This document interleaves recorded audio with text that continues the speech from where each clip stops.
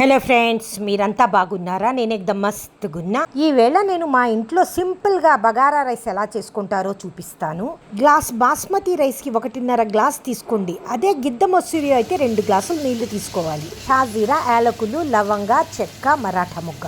మీకు కావాలి అనుకుంటే ఇంకా బిర్యానీ మసాలాలు వాడవచ్చు. కాకపోతే మా ఇంట్లో ఎక్కువ స్పైసీ ఐటమ్స్ తినరు, అందుకు తీసుకోలేదు. అరగంట ముందు బియ్యాన్ని నానబెట్టుకోవటం మాత్రం మర్చిపోకండి. ఒక పెద్ద గిన్నెలో 4 స్పూన్లు నెయ్యి వేసి ఉల్లిపాయ ముక్కలు వేయించుకోండి.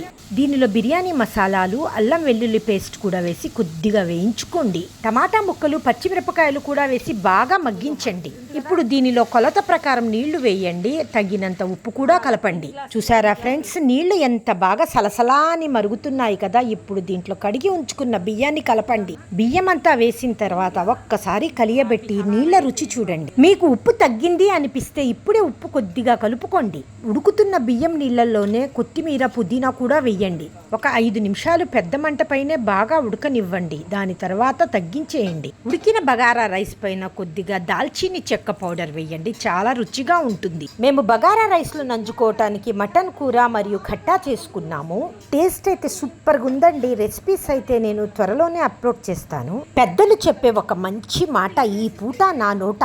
వంట వండేటప్పుడు మనస్ఫూర్తిగా మంచి మనస్సుతో చెయ్యాలట.